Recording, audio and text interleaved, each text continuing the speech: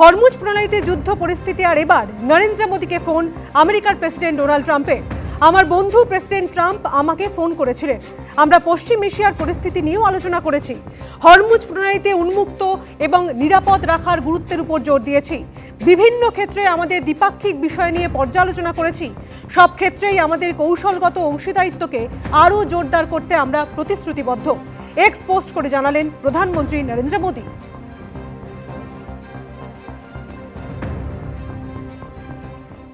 দিল্লি থেকে ধৃত আইপ্যাকের অন্যতম ডিরেক্টর ভিনেশ চান্ডেলকে মঙ্গলবার 10 দিনের ইডি হেফাজতের নির্দেশ দিল আদালত। হাওয়ালা মামলায় দিল্লি পুলিশের এফআইআর এর ভিত্তিতে ইডির মামলায় গ্রেপ্তার করা হয় তাকে। আর এদিকে সংবাদ সংস্থা এনআই সূত্রে খবর, হাওয়ালা লেনদেনের সংক্রান্ত অভিযোগের তদন্তে আইপ্যাকের ডিরেক্টর প্রতীক জৈনের স্ত্রী এবং ভাইকে আজই দিল্লিতে তলব করেছে ইডি। হাওয়ালার মাধ্যমে প্রায় 50 কোটি বেআইনি লেনদেনের অভিযোগ। পশ্চিমবঙ্গে বিধানসভা নির্বাচনের 10 দিন আগে দিল্লি থেকে আইপ্যাকের ডিরেক্টর ও সহ প্রতিষ্ঠাতা ভিনেশ চান্ডেলকে গ্রেফতার করেছে ইডি।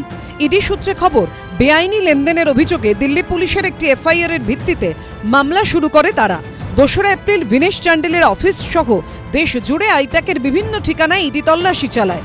ইডি সূত্রে দাবি, তদন্তে উঠে এসেছে আইপ্যাকের অ্যাকাউন্টে হাওয়ালার মাধ্যমে প্রায় 50 কোটি টাকার বেআইনি লেনদেন হয়েছে। ইডির অভিযোগ, এই লেনদেনের প্রক্রিয়া দুভাগে হয়েছে। 50% চেকে ও বাকিটা নগদে হয়েছে বলে অভিযোগ। ভুয়ো কাগজ তৈরি করে সেই অবৈধ লেনদেন বৈধ হিসেবে দেখানো হতো বলে ইডি সূত্রে দাবি তদন্তে তারা দেখেছেন 2019 থেকে 2021 সালে রামসেতু ইনফ্রাস্ট্রাকচার নামে একটি সংস্থা আইপ্যাককে 13 কোটি 50 লক্ষ টাকা ঋণ দেয়। সেই ঋণ শোধ করার ক্ষেত্রে কোনো নিয়ম বা শর্ত লেখা নেই। এমনকি ঋণের জন্য কত সুদ দিতে হবে তারও কোনো উল্লেখ নেই। কোম্পানি কেন ঋণ দিচ্ছে সেটারও কোনো উল্লেখ নেই। ইডির দাবি, বিভিন্ন সংস্থা থেকে আইপ্যাকের অ্যাকাউন্টে যে টাকা ঢুকেছে তার কারণ বা ব্যাখ্যা আইপ্যাক দিতে পারেনি। অভিযোগ, এভাবেই হাওয়ালার মাধ্যমে টাকা পাচার হয়েছে।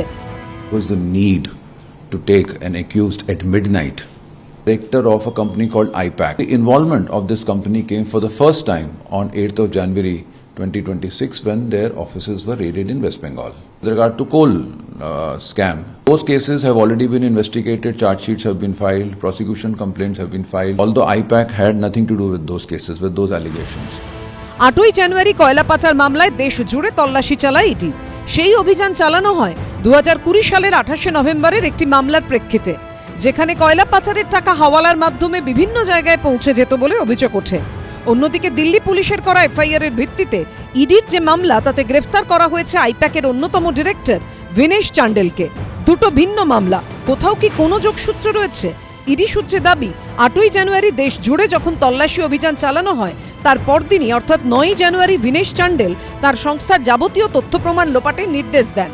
অভিযোগ, গুরুত্বপূর্ণ কর্মীদের টাকা লেনদেন সংক্রান্ত তথ্য ডিলিট করার নির্দেশ দেওয়া হয়। এই 8ই জানুয়ারি আইপ্যাকের কর্ণধার প্রতীক জৈনের লাউডন স্ট্রিটের বাড়ি ও সেক্টর 5-এর অফিসে ইডির তল্লাশি চলাকালীন নথি নিয়ে বেরিয়ে আসেন মমতা বন্দ্যোপাধ্যায়। এই নিয়ে চুরি ডাকাতির মতো অভিযোগ তুলে আদালতে যায় ইডি। যদিও মুখ্যমন্ত্রীর তরফ থেকে আদালতে দাবি করা হয়, আইপ্যাক তৃণমূল কংগ্রেসের রাজনৈতিক কাজকর্ম দেখে, তাই মুখ্যমন্ত্রী তল্লাশি চলাকালীন ইডির অনুমতি নিয়েই দলীয় কাজকর্ম সংক্রান্ত নথি নিয়ে এসেছিলেন। এই আবহে বুধবারই অর্থাৎ 15ই এপ্রিল সুপ্রিম কোর্টে আইপ্যাক মামলার শুনানির সম্ভাবনা রয়েছে। তার আগে আইপ্যাকের ডিরেক্টরের গ্রেফতারি ঘিরে রাজনীতি উত্তপ্ত। নরেন্দ্র মোদী যখন ইচ্ছা ইডি পাঠিয়ে দিচ্ছে, সিবিআই পাঠিয়ে দিচ্ছে।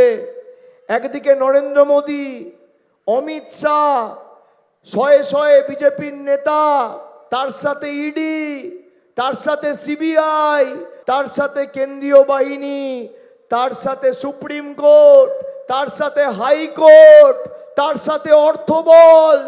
আইপ্যাকের ইডি গ্রেফতার হয়েছে কয়লা কাণ্ডে। সবাই জানে তো, কয়লার টাকা হাওলার মাধ্যমে নিয়েছিল গোয়া নির্বাচনে, সবাই জানে। এটা নতুন কি আছে, এত দেরিতে হলো কেন? ধৃত ভিনেশ চান্ডেলকে মঙ্গলবার 10 দিনের ইডি হেফাজতের নির্দেশ দেয় আদালত।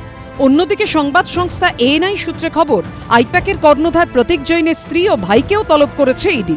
হাওয়ালা লেনদেন সংক্রান্ত অভিযোগের তদন্তে প্রতীক জৈনের ভাই পুলকিত জৈন ও প্রতীকের স্ত্রী বারবি জৈনকে 15ই এপ্রিল বুধবার দিল্লিতে ইডি সদর দপ্তরে ডাকা হয়েছে। উল্লেখ্য, পুলকিত আইপ্যাকের সঙ্গে যুক্ত। তিনি এই প্রতিষ্ঠানের অন্যতম সহ প্রতিষ্ঠাতা। বিজেন্দ্র সিংহ, রাজা চট্টোপাধ্যায় ও বিটন চক্রবর্তীর রিপোর্ট, এবিপি আনন্দ। এবিপি আনন্দ, এগিয়ে থাকে, এগিয়ে রাখে।